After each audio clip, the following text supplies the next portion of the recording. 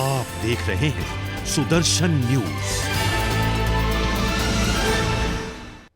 नमस्कार, आप देख रहे हैं उत्तराखंड विशेष और मैं हूं आपके साथ मोनिका ग्रोवर। मुख्यमंत्री तीरथ सिंह रावत को मुख्यमंत्री बने हुए, सीएम बने हुए 100 दिन पूरे हो गए हैं और इन 100 दिनों में तीरथ सरकार के कार्यों को बीजेपी संगठन ने ऐतिहासिक बताया है। बीजेपी प्रदेश अध्यक्ष मदन कौशिक ने तीरथ सिंह रावत के काम की सराहना करते हुए कहा कि 100 दिन में किया गया काम काफी सराहनीय रहा है। साथ ही कहा कि बीजेपी संगठन प्रदेश सरकार के 100 दिनों के कामों की उपलब्धि को भी जनता तक पहुंचाने का काम करेगी।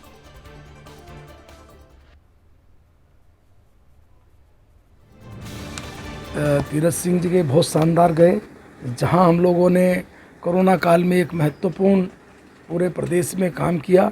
सरकार ने लगातार निरंतर जहां चाहे वो बेडों की संख्या बढ़ाने का काम है, आईसीयू बढ़ाने की बात है, चाहे वेंटिलेटर बढ़ाने की बात है, ऑक्सीजन की आपूर्ति की बात है, वो लगातार इस प्रकार किया। संगठन ने इन 100 दिनों में उनके साथ पूरी ताकत के साथ खड़े होकर उस सारे काम को नीचे तक पहुंचाना, इस प्रकार से हम लोगों ने ये काम भी किया। पर्यटन उत्तराखंड के लिए रीढ़ की हड्डी की तरह है। पर्यटन ही सबसे बड़े आय का स्रोत है उत्तराखंड सरकार के लिए, उत्तराखंड के लिए। ऐसे में कोविड-19 की वजह से, कोविड महामारी के चलते उत्तराखंड में चारधाम यात्रा की शुरुआत नहीं हुई है, जिसको लेकर पूरे राज्य में धरना प्रदर्शन चल रहा है। इसी कड़ी में धर्मनगरी हरिद्वार में व्यापारिक संगठनों ने पैदल यात्रा निकाली, जिसकी शुरुआत हरिद्वार से हुई और इसका समापन देहरादून में हुआ। आपको बता दें, चारधाम यात्रा पूरी तरह शुरू करने की मांग को लेकर व्यापारिक संगठन की तरफ से एक कदम उठाया गया है, जिसका शुभारंभ बाबा हठ योगी ने लोगों को टीका लगाकर किया। वहीं इस मौके पर हठ योगी ने कहा कि हरिद्वार के साथ पूरे प्रदेश के तमाम व्यापारी निराश हैं। सरकार को इस पर जल्द से जल्द निर्णय लेना ही होगा।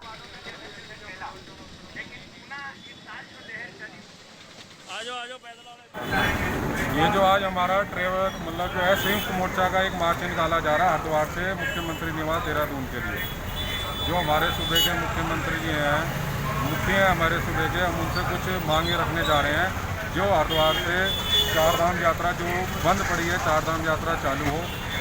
जैसे अन्य प्रदेशों में हिमाचल खुल गया, महाराष्ट्र खुल गया, दिल्ली खुल गया, यूपी खुल गया, सब खुल गया, तो हमारे उत्तराखंड के साथ ही सूबेला व्यवहार क्यों तारीख पे तारीख देने के बाद जो है यात्रा को बाधित करा जा रहा है। निकाली जा रही है यात्रा को शुरू करने को लेकर क्या तीर्थाटन के लिए, चारधाम यात्रा शुरू करने के लिए और जो RT-PCR की रिपोर्ट अनिवार्य कर रहे हैं, तो उसके लिए जो हमारे टैक्सी यूनियन वाले, होटल वाले हैं, धर्मशाला वाले हैं, धर्म और आश्रम वाले भी हम लोग हैं, ये लोग आए हैं कि सरकार से मांग करते हैं कि वो चारधाम यात्रा को अति शीघ्र से शीघ्र खोला जाए। और इसमें कोई राजनीति नहीं है और ना राजनीति से संबंध है, ये सिर्फ लोगों का पेट का सवाल है। रामनगर के मालधन में डिग्री कॉलेज की बिल्डिंग नहीं है, जिसके चलते करीब 4 सालों से ITI की बिल्डिंग में स्टूडेंट्स क्लासेस ले रहे हैं। आपको बता दें कि सरकार ने 1 साल पहले डिग्री कॉलेज के निर्माण के लिए 5 एकड़ जमीन दी थी, लेकिन कॉलेज के निर्माण का काम शुरू होने से पहले ही मौके पर ठेकेदार JCB लेकर पहुंच गए, जिसके बाद ग्रामीणों ने JCB को रोका और प्रशासन पर आरोप लगाते हुए कहा कि जिस जमीन पर डिग्री कॉलेज का निर्माण किया जा रहा है उस पर हमारा कब्जा है।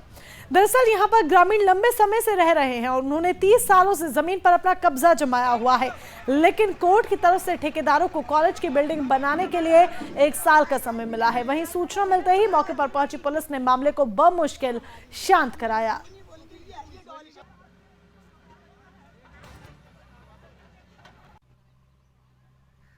सरकारी डिग्री कॉलेज बनना है, जिसके लिए सभी डिपार्टमेंट्स के लोग आए हैं, राजस्व से भी आए हैं, डिग्री कॉलेज से भी रिलेटेड लोग हैं। हम लोग सिर्फ कानून व्यवस्था की दृष्टि से यहाँ पर आए हैं कि कोई किसी तरह के कानून व्यवस्था ना बिगड़े, आपस में लड़ाई झगड़ा ना हो। सर, जो लोग इसका विरोध कर रहे हैं, क्या उनके खिलाफ मुकदमा दर्ज होगा? अभी कुछ लोग आए हैं, ये तो लोकतांत्रिक तरीके से अपना विरोध दर्ज करते रहे तो कोई दिक्कत नहीं है। अगर हाँ उससे अलग हट के कुछ करते हैं तो बिल्कुल, अगर कानून का उल्लंघन करेंगे तो मुकदमा भी होगा। 5 एकड़ जमीन शासन द्वारा डिग्री कॉलेज को के नाम पर करीब 1 वर्ष पूर्व की जा चुकी है। इसमें पूर्व में 3 परिवारों का कब्जा था, जो वो इसे लेकर विरोध कर रहे हैं कि ये हमारी ज़मीन है, जबकि ये कागज़ों में जो हमारे पास राजस्व अभिलेख होते हैं उसमें आज ये बंजर के खाते में पब्लिक सरकारी ज़मीन। चमोली जिले के दशौली ब्लॉक के रानी गांव को बाहरी दुनिया से जोड़ने वाला पुल क्षतिग्रस्त हो गया। पुल ज्यादा बारिश होने से बह गया। ऐसे में अब ग्रामीणों का बाहरी दुनिया से संपर्क पूरी तरह से टूट गया है, जिसको लेकर ग्रामीणों ने जिला प्रशासन से गंगा पर आवाजाही के लिए वैकल्पिक व्यवस्था करने की मांग की है।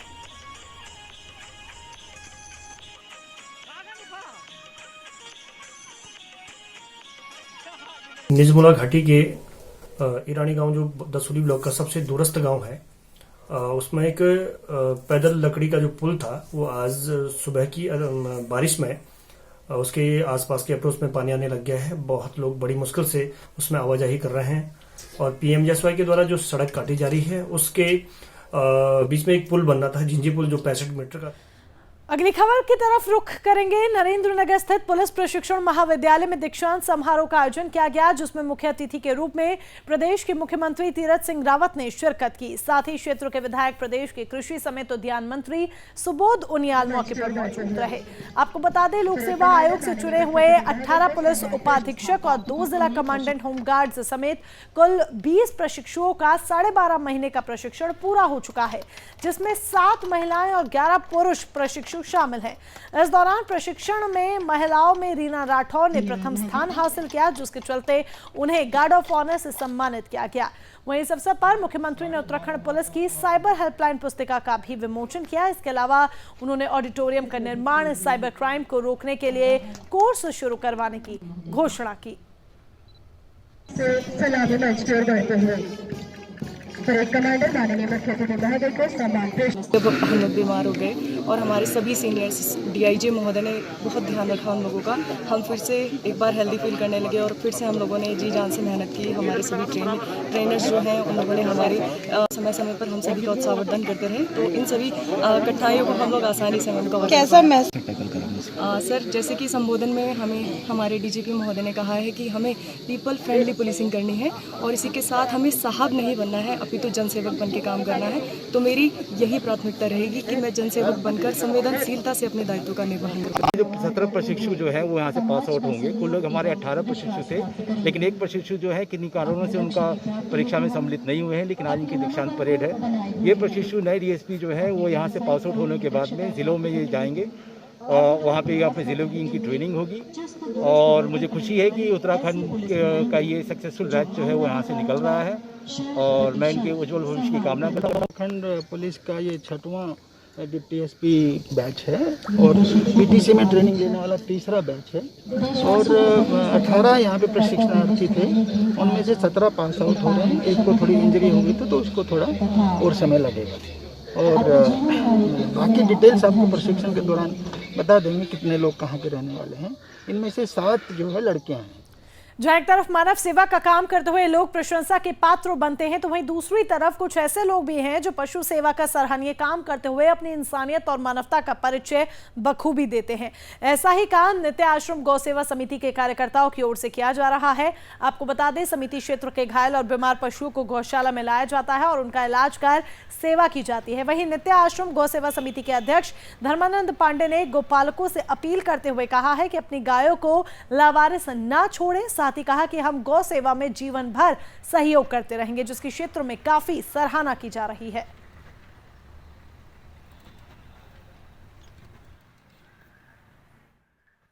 आपके न्यूज़ चैनल के माध्यम से बताना चाहता हूं कि आज के समय में जितने भी हमारे गौवंशीय पालक हैं, मतलब जो गौवंशों को पाल रहे हैं, वह सिर्फ गाय जब तक दूध दे रही है उसको अपने पास रख रहे हैं और उसके बाद उसे लावारिस छोड़ दे रहे हैं, जिससे वो हाईवे में और हमारे टनकपुर में जो हमारा क्रेशर जाने वाला रास्ता है, कूड़े का ढेर जहाँ नगरपालिका द्वारा सभी घरों से निकलने वाला कूड़ा इकट्ठा किया जा रहा है, उन कूड़ों के ढेरों में बेचारी वो एकत्रित होती हैं और वहाँ से सड़ा गला पन्नी कूड़ा कचरा वो खा रही है। प्रतिदिन 2 से 3 गौवंशीय पशु की मृत्यु भी उस कूड़े के ढेर में हो रही है। प्रथम तो मैं गौ पालकों से यह निवेदन करना चाहूँगा कि अपनी गौ माताएँ जिनसे दूध ग्रहण करते हैं उसको वह जो है ऐसे खुली ना छोड़ें जो एक्सीडेंट का कारण बनती है। दूसरा, हम प्रशासन से और नगरपालिका प्रशासन से भी निवेदन करना चाहेंगे। वैसे नगरपालिका प्रशासन बहुत सहयोग करता है, समय समय पर गौ माताओं को हमारे गौशाला में पहुंचाया गया है। उत्तराखंड में चोर बेखौफ होकर बिना किसी डर के चोरी की वारदात को अंजाम दे रहे हैं, जिस पर सख्ती बरतते हुए टनकपुर पुलिस ने 2 चोरों को गिरफ्तार किया। साथ ही भारी मात्रा में चोरी का सामान भी बरामद किया है। दरअसल कुछ दिनों से हो रही मूसलाधार बारिश का फायदा अज्ञात चोरों ने उठाया और राजाराम चौराहे पर स्थित एक दुकान में हाथ साफ किया, जिसकी शिकायत मिलने पर पुलिस ने अभियान चलाकर इन 2 चोरों की गिरफ्तारी की। फिलहाल पुलिस ने मामला दर्ज कर चोरों को जेल भेज दिया है।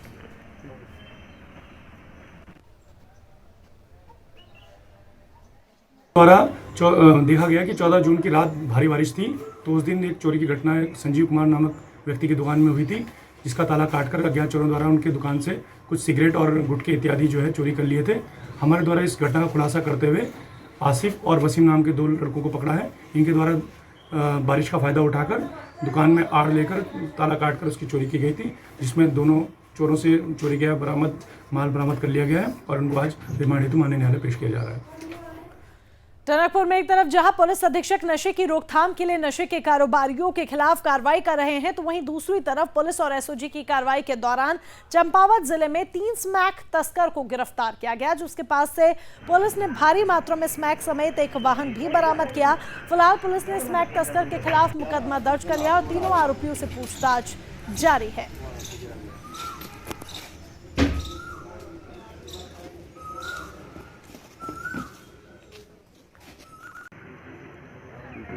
हमारे द्वारा समय समय पर अवैध मादक पदार्थों की जैसे 194 ग्राम अवैध स्मैक बरामद की गई है, जिसके इतनी बड़ी मात्रा में स्मैक बरामद हुई है, तो उस संबंध में उससे पूछताछ की जा रही है कि कहाँ से लेकर आ रहा था और कहाँ लेके जा रहा है। आज इसको बाद रिमांड हेतु माननीय न्यायालय पेश किया जा रहा है। उधर टिहरी में 10 जुलाई को जिला न्यायालय और सिविल जज न्यायालय में राष्ट्रीय लोक अदालत लगाई जाएगी। आपको बता दें कि अदालत प्राधिकरण की तरफ से लोक अदालत बेंच गठित कर तैयार की जाएगी, जिसकी जानकारी देते हुए टिहरी सचिव अशोक कुमार ने कहा कि उप जिलाधिकारी और जिलाधिकारी लोक अदालत लगाएंगे। साथ ही उन्होंने कहा कि लोक अदालत में आपराधिक मामले, सड़क दुर्घटना जैसे सभी तरह के मामलों पर फैसला लिया जाएगा।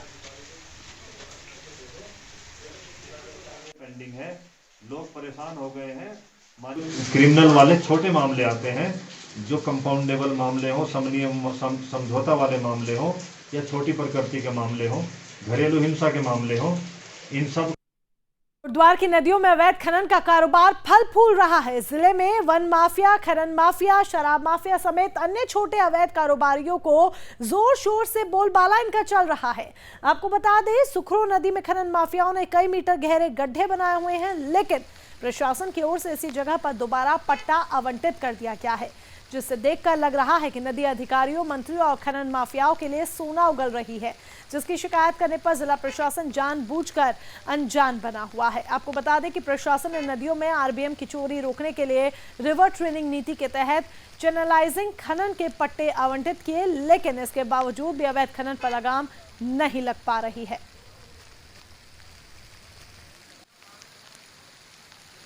दोनों पुलों के बीच में यहाँ पे खड़ा हूँ और यहाँ पे जो है पहले भी चैनलाइज का काम सरकार के द्वारा किया गया था और यहाँ पे जो है आप देखेंगे बहुत बड़े बड़े गड्ढे 20-30 फुट से करीब काफ़ी जो है गहरे यहाँ पे पहले भी किए जा चुके हैं और इसकी पहले भी कभी जांच की नहीं गई और जो यहाँ पे अवैध खनन का मामला यहाँ पे प्रकाशित हुआ था, उस मामले की जांच जो है शासन प्रशासन ने अवैध खनन माफियाओं के दबाव में आकर के दबा दी और उस पर अभी तक कोई कार्रवाई नहीं हुई। ट्रेनिंग के अंतर्गत चैनलाइजेशन की प्रक्रिया है, इसका निगरानी रखने का जो मुख्य दायित्व दिया गया वो सिंचाई विभाग और खनन विभाग को जो भूतत्व खननीकरण इकाई है उसको दिया गया है और उसके कार्मिकों की विधिवत ड्यूटी भी लगाई गई है और उनकी जिम्मेदारी भी बनती है कि उसको लगातार चेक करें। इसके अलावा फिर भी कोई अवैध रूप से आरबीएम का परिवहन करता हुआ वाहन, अभी आपने देखा कि कुछ दिन पहले लालघाटी क्षेत्र में एक लोडर 2 डंपर पकड़े गए थे, उनको सीज। मसूरी में सामाजिक कार्यकर्ता मनीष गोनियाल ने पत्रकारों से बातचीत की। इस दौरान उन्होंने मीडिया के माध्यम से मसूरी देहरादून मार्ग पावर हाउस के पास क्षतिग्रस्त हुए पहाड़ को जल्द ठीक करने की मांग की। उन्होंने कहा कि मानसून ने दस्तक दे दी है, ऐसे में बारिश के समय मसूरी देहरादून मार्ग में पहले भी भारी भूस्खलन होने से रास्ता बंद हो गया था, जिससे स्थानीय लोगों को काफी परेशानियों का सामना करना पड़ा था। वहीं ये मार्ग मसूरी देहरादून के लिए आवाजाही का एकमात्र यातायात का साधन है। ऐसे में अगर बारिश के दौरान मार्ग बंद होता है तो स्थानीय लोगों के साथ देश विदेश से आने वाले पर्यटकों को भी काफी दिक्कत होगी। जी लगातार जब क्षेत्र का भ्रमण कर रहा हूँ तो जैसे गंगोली पावर हाउस है, हमारा मसूरी का मात्र एक रास्ता है, तो उसमें जो भूस्खलन होने की संभावना बनी रहती है, उसमें दुर्घटना की विधायक जी ने अभी घोषणा भी करी थी, उसका जल्द से जल्द ट्रीटमेंट होगा, पर मुझे कहीं नहीं दिखाई देता। जो धरातल में जो घोषणा करते हो, धरातल में कोई काम नहीं दिखाई दे रहा। अब बरसात का टाइम शुरू है और आवाजाही वहाँ से लगे लगातार मसूरी की लोगों की वहाँ से रोड की समस्याएं जाती रहती है, क्योंकि वहाँ से कोई बीमार है, कोई दुख तकलीफ है तो देहरादून का रोड उन्हें आजमाना पड़ता है, क्योंकि यहाँ पर स्वास्थ्य विभाग बेहाल है यहाँ का। मसूरी माल रोड झूला घर के पास एक जीप और मोटरसाइकिल में जबरदस्त टक्कर हुई, जिसके बाद बाइक चालक और जीप चालक में कहासुनी हुई। बाइक चालक ने आरोप लगाया कि उसके आगे चल रही जीप के चालक ने अचानक से ब्रेक मार दी, जिससे उसकी बाइक क्षतिग्रस्त हो गई। वहीं उसको भी चोटें आई हैं, जिसके बाद जीप चालक ने उसके साथ अभद्रता की और दोनों पक्षों में जमकर विवाद हुआ। उसके बाद लोगों की भीड़ जमा हो गई और रास्ता बाधित हुआ। दूसरी तरफ जीप चालक ने कहा कि वह कूड़ा लेकर जा रहा था कि सामने से वाहन आने के बाद उसने ब्रेक मारा, जिससे यह हादसा हुआ। फिलहाल लोगों ने समझा बुझाकर मामला शांत करा दिया है।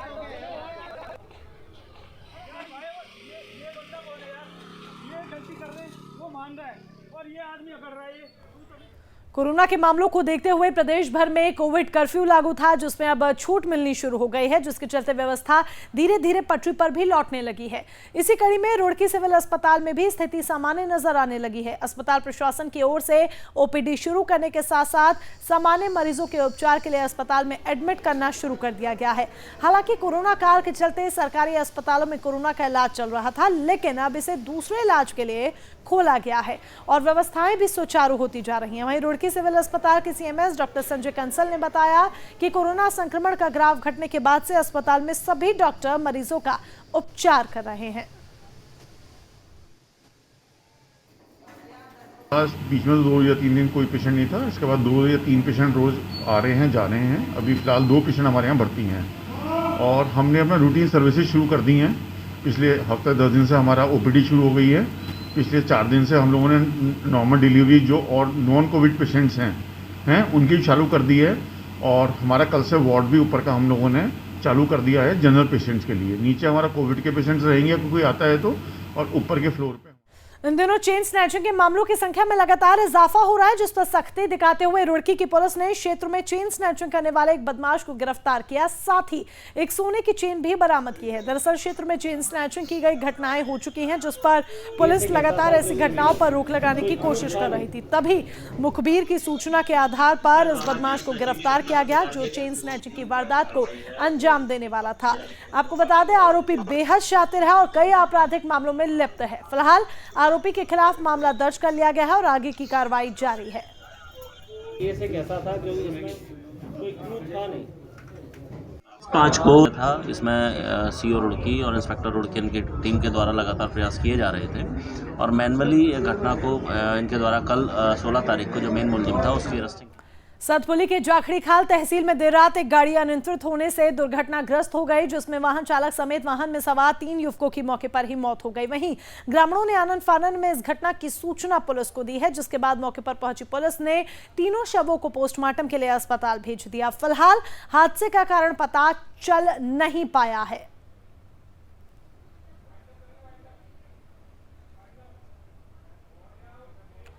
और उत्तराखंड विशेष में फिलहाल के लिए बस इतना ही, लेकिन तमाम अहम खबरों के लिए आप जुड़े रहें सुदर्शन न्यूज के साथ। जय हिंद।